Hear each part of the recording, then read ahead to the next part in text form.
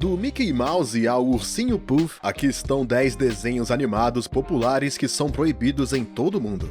Os Simpsons é uma das séries animadas mais populares do mundo. Desde 1989, tem um total de mais de 700 episódios. Os Simpsons também são conhecidos por suas inúmeras cenas que aparentemente predizem o futuro. Mas falaremos mais sobre as que causaram censura. Por exemplo, o episódio 15 da temporada 13, no qual os Simpsons vão ao Rio de Janeiro e que provocou a ira dos brasileiros. E mais especificamente, a do posto de turismo local. De fato, a Rio Tour, escritório de turismo do Rio, tentou de tudo para proibir a transmissão deste episódio, que alegou ter prejudicado a reputação da cidade. E se você seguir os Simpsons, provavelmente sabe que o programa explora ao máximo a comédia de estereótipos quando os episódios acontecem em locais exóticos. Mas no episódio da viagem ao Rio, os produtores foram ainda mais longe. A cidade do Rio é pintada como um inferno criminoso, infestada de macacos e ratos e onde os sequestros são frequentes. O Conselho de Turismo não apoiou tal publicidade abominável e, portanto,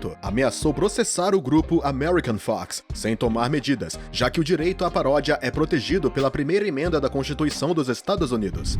Mas a ameaça era suficiente, pois o produtor executivo dos Simpsons pediu desculpas a todos os brasileiros, enquanto propunha, como se isso não fosse suficiente, uma partida de boxe entre Homer Simpson e o chefe de estado brasileiro. Deve-se saber que o escritório de turismo Rio Tour tinha investido 18 milhões de dólares para promover a cidade do Rio. Isso foi alguns anos antes da transmissão desse episódio que, de acordo com as declarações do escritório, arruinou sua campanha promocional. Agora todos reconhecem o escopo exclusivamente humorístico do episódio. Além disso, os Simpsons não pouparam outros países, como o Japão, o que exigiu muito dinheiro.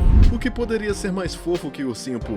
Bom, apesar de tudo, este pequeno personagem de coração grande da literatura infantil é de certa forma um inimigo do Estado na China. Sim, o governo chinês se propôs a impedir que o adorável urso de pelúcia apareça nas telas ou na internet, simplesmente porque, após várias paródias, o Ursinho Pooh está associado ao presidente Xi Jinping. Esta paródia nasceu após a reunião de Xi Jinping e Barack Obama. Os dois líderes foram comparados com o Ursinho Pooh e o seu amigo Tigrão. Essa imagem rodou na internet e inspirou muitos internautas chineses, que não hesitaram em participar, para o azar do governo. Mas esta onda de paródias foi detida pela censura. Em Weibo, o equivalente chinês do Twitter, uma pesquisa pelo Ursinho Pooh resultava em conteúdo ilegal. E em 2015, uma imagem mostrando Xi Jinping em um desfile militar e o Ursinho Pooh em um carro foi a imagem mais censurada do ano. Mas esta guerra travada pelo regime contra o ursinho de pelúcia está condenada ao fracasso, porque quanto mais implacável a repreensão, mais engraçada a piada. O governo, por sua vez, continua com a sua censura implacável.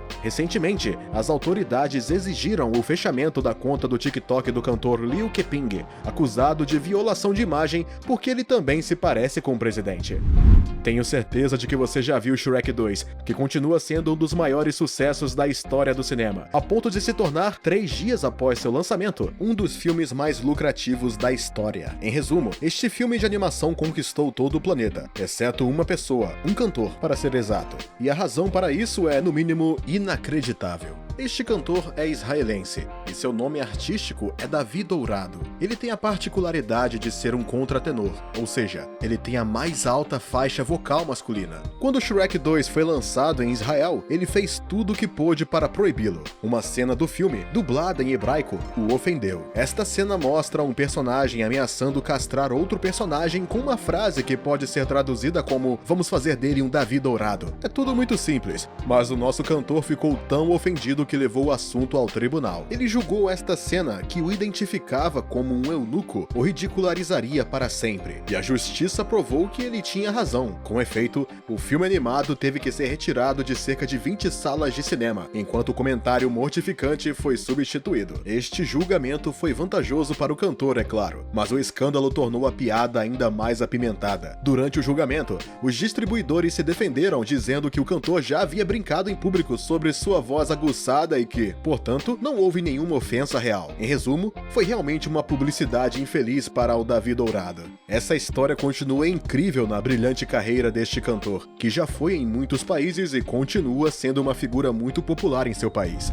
Vamos voltar no tempo e falar de um desenho animado que apareceu em 1938, Um Banquete Canibal. Em 1938, a colonização da África estava em pleno andamento, e os produtores deste desenho animado, retirados da radiodifusão pública desde 1968, queriam criar um desenho animado sobre este tema. Seu objetivo era se divertir à custa dos nativos, que são retratados da maneira mais caricata possível. De fato, os personagens nativos deste desenho animado têm pele escura, são semi-nus, têm lábios tão grandes que ocupam o terço inferior da cabeça e, finalmente, não hesitam em cozinhar homens brancos em uma panela. Resumindo, você tem a ideia. Entretanto, o público da época não ficou chocado com este tipo de humor. Muito pelo contrário, os produtores foram elogiados. Mas em 1968, este desenho animado, que transmitia os clichês étnicos mais duvidosos, foi retirado das telas pelo distribuidor United Artists e nunca mais foi exibido na TV.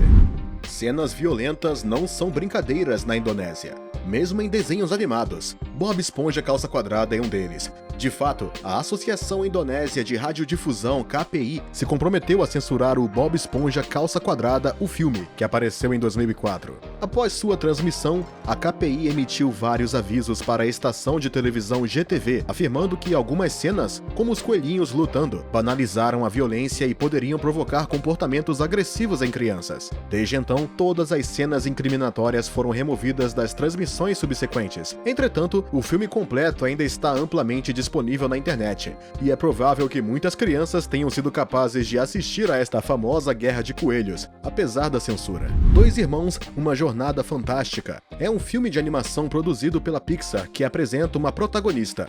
Os criadores tinham decidido que seria um unicórnio, querendo fazer um golpe histórico. Ao encenar uma personagem expressamente homossexual, tinham decidido que o unicórnio seria uma lésbica. Não de forma ostensiva, claro, mas de uma forma inconfundível. Na verdade, o oficial Spectre, o unicórnio, pronuncia esta frase: "Não é fácil ser um pai jovem. A filha da minha namorada me faz arrancar o cabelo. É difícil ser menos ambíguo." Em qualquer caso, o filme teve bastante sucesso e as críticas da imprensa foram geralmente positivas.